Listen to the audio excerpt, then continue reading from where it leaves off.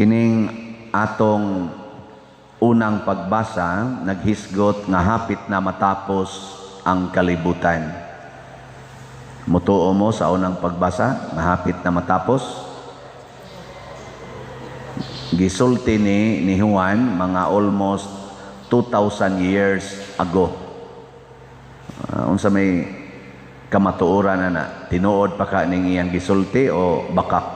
Kaya mo siya hapit na. Yan, iabot na lang 2,000 katuig. Wap aman. Unsa man ni tinuod ning iya dili. Klarohan yung tubag, mura magway klaro. Dunay laing gisulti sa atong Bible nga ang usa kuno katuig ang usa ka adlaw sa Ginoo libuan katuig na kuno na dinhis kalibutan. Nya kana kunong libuan katuig dinhis kalibutan usara na kaadlaw sa Ginoo. So kung libuan katuig ibutang nato usa ka adlaw 10,000 years na para sa Ginoo, para dinis kalibutan ang one day sa Ginoo. So few hours pa lang ning atong na-spend. Abot mao ba ka na tinuod or few minutes pa lang ni. Kay mubo pa kayo. So hapit na matapos. Si kuan bitaw si kani ba mga mystics ba sama ni Saint John of the Cross, nila ni Saint John Mary Vianney nga hilig kayo mag-ampo. Kung maka-experience na sila Saint Francis o uban pang mga kani mga monghe nga mga santos kay kinabuhi, maka-experience na sila og presensya sa Ginoo, inigkamatngo nila sa buot, mabalik na sila sa ilang senses, ilang hunahuna nga few minutes pa lang sila nakakita sa Ginoo. Mura lang ba kanang glimpse lang bang ilang nakita sa Ginoo, pero ang nag-observe nila ning abot na dahil sila og hapit na one day nga way tindog-tindog ditong nag-ampo gikan pagbuntag hantod sa gabi, pero inigkamatngo na nila buot few minutes ra ilang hunahuna. So ang presensya sa Ginoo di gyud ma-measure sa atong time. Muna moingon gani si San Juan nga hapit na matapos, posible karong taod-taod tapos na gyud. Karon bang taod-taod? Wa para ba gyud muhayag kayo? Ngit-ngit pa pasig mao na ni tapusan. Ana. Pero importante ba nga matapos or mahadlok ba ta nga matapos ang kalibutan? Dili. Ngano man kay ang pulong nga naghimos kalibutan nga mao ang gitawag og kinabuhi, niya ang another term sa kinabuhi kahayag nga naghimo sa kalibutan, nagpakatao, nahimo siyang tao. Pasabot ang naghimo sa kalibutan nga tapusonon, nagpakatao. Nganong nagpakatao man siya? Aron ang tao nga gihimos Ginoo nga nias kalibutan sama nato. Lingi sa kuno na imong tupad bi siguro sa ing na tao ka. Ing na basin niya nag-iro Ginoo na tao ka. Ana no? Og tinuod gina siyang tao, nagpakatao ang Ginoo aron nga ang Ginoo nga dili matapos, way sinugdanan ug way katapusan, the Alpha and the Omega. Kanang nada sa atong altar ba to asa dia dito kanang dia mo man kanang symbol do kabuk kita mo na ang pada sabutan na Alpha Omega, the beginning and the end. Nya wa may mahimong beginning ug end kung di ka eternal. Amo na ang Ginoo nga way katapusan, nagpakatao naman siya aron ang kalibutan, labi na gid ang tao nga dunay katapusan, makaambit sa pagkaway katapusan. So kitang tanan karon kuan na ta, kandidato or qualified na ta nga moambit sa pagkaway katapusan sa Ginoo. Pero unsa may ilhanan nga gisulti ni Juan nga ang kalibutan hapit na matapos. Unsa may ilhanan? Matod pa ni San Juan, kay daghan na ang kaaway ni Kristo. Antichrist. So ang timaan gyud nga ang kalibutan matapos kung mag-andam na gyud kadaghan ang kaaway ni Kristo. Kinsa man ning kaaway ni Kristo? Ang mga tao kuno nga wa motuo sa kamatuoran. Nya unsay kamatuoran? Nga si Kristo mao ang pulong nga nagpakatao, nya kitang tanan nahimo ng anak sa Dios. Kay matod pa ni Juan sa unang adini sa atong ebanghelyo, matod pa sa atong ebanghelyo nga si San Juan sad mo'y gasuwat, ang kaugalingong katawhan sa Dios wa mudawat niya, pero dunay pipila nga midawat, og kay midawat man sa kamatuoran gitagaan sila og katungod nga mahimong anak sa Dios. Kung maanak na ta sa Dios, adto na tatipon niya didto sa way katapusan nga himaya. Pero og mudawat sa tas kamatuoran, kuno lingi ako no na imong tupad. Ina mudawat ka nga anak ko sa Ginoo. Ina kuno siya. Ina mudawat ka nga ako anak ko sa Ginoo. Kay usahay ra ba nang imong tupad? Gatan-aw na nimo siya. Simba-simba oro ni buang-buang dako ay ana. Wa gid siya kaila nga ikaw day anak kas Ginoo. Niguli nimo sa inyo, kaila ka mo nga katong nahibilin ro sa inyong balay nga wa pa gani mo bangon kay sigig duwa sa computer, anak ya puntos Ginoo. Basig inyo tong yaw-yawan, basig inyo tong balikason.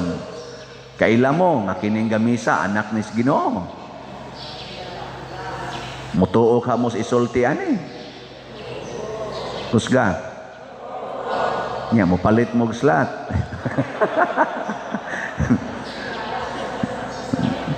Daghan kay nato nga di na mutuo nga ang atong isig katao anak sa Dios. Nga ang kinabuhi sa usa ka tawo kinabuhi nga gikan sa Dios. Mo bitana ka ng abortion. Dali kay nang buhaton karong panahon na. Abortion, mercy killing kuno. Aron kuno dili magantos, injeksyon nila nagpara tapos. Mga binuang kayo ba? Kanang bisan gani kanang gitawag og nanang anti-life mentality. Kana bitang mahadlok na ka nga nanay sunod pang bata, mahadlok na mga anak og daghan. Anang mga binuang kay naastanan. Murag yung kita'y gabuhat sa kalibutan. Ibuong gani ko nga nung nasamad man niya akong kamot. Basig patyo no nagitingali na no. Inana ba?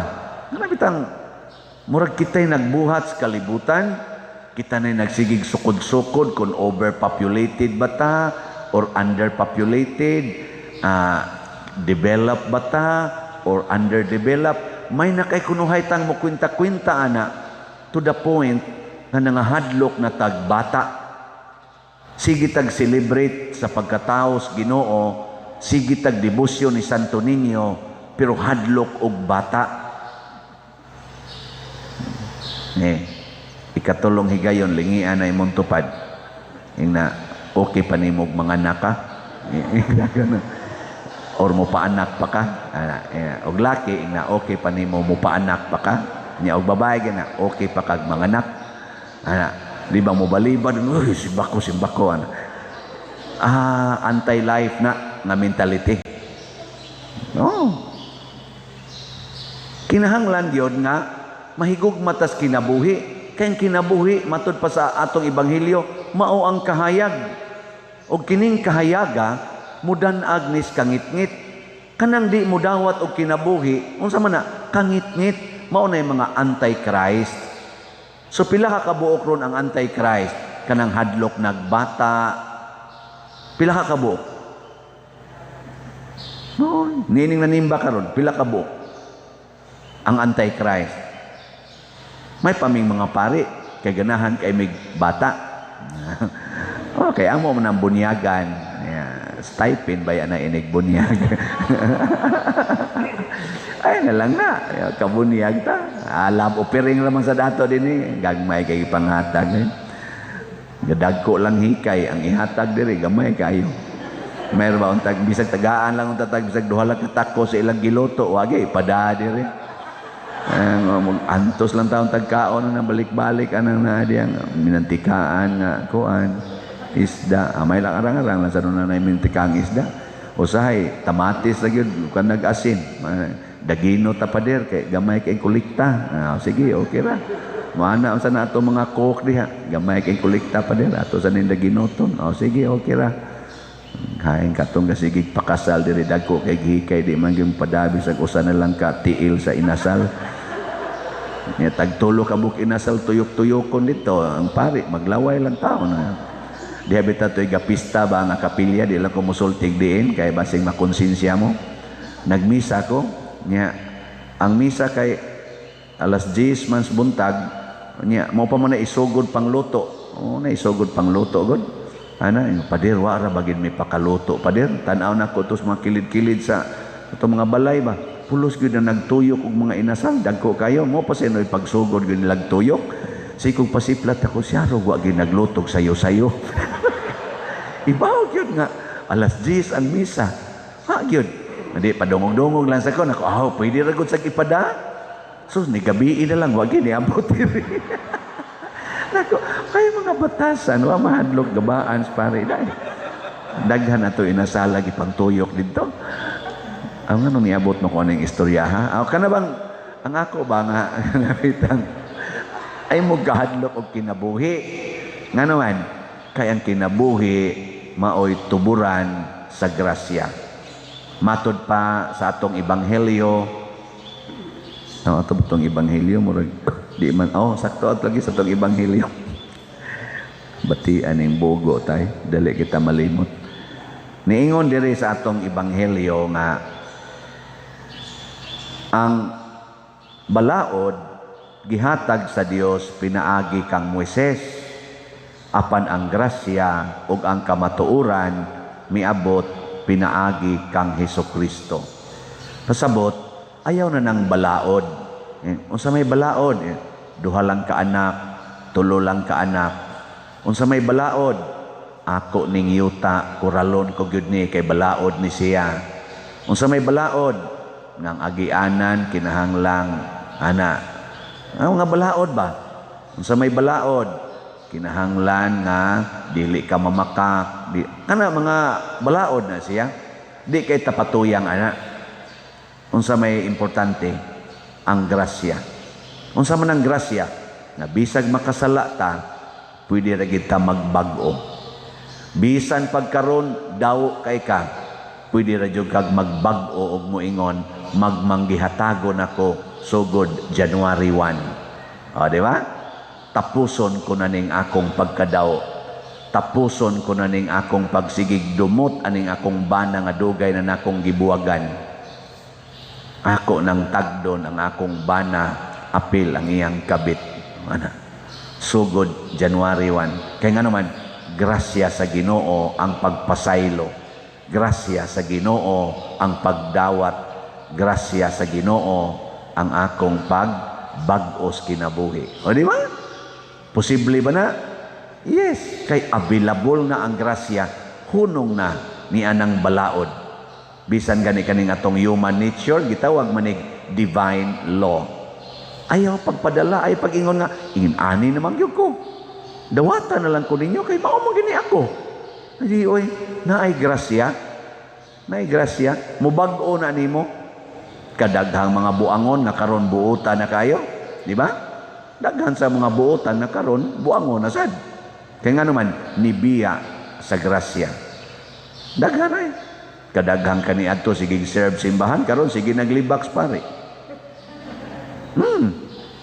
Nga naman tungod kay nahiubos lang ka usa, wa na sige naghuna-huna tuo mo ka ng parian. Tuo mo ka. Di oy may kay. Ay Jesus. Kailan ako ana? No. Kamu, kanusa ka mo mubiya din magsige mo glibak nako. naamoy plano, naamoy grasya, no? Nga kakita mo na ako nga ngayon na kayong libakon, may ngora mo, ay pasaylo alan ng paria kay mo gina ang atong makapalambo sa grasya. Di ba? Sige, lagyan po mong hugs kolekta. Ana, nya grasya na mo hugas kolekta. Grasya, og di ka mo hugs kolekta. Mo na disgrasya. Kaya nga naman, nibiya na ka sa imong pagka-generous, nibiya na ka sa imong pagka-matinabangon. Di ba? Mo na hinaot paunta nga di ta magpawa sa grasya o kundo naman tay mga buhat nga sukwahi sa grasya karong bag-ong tuig ato na ning usbon manindog.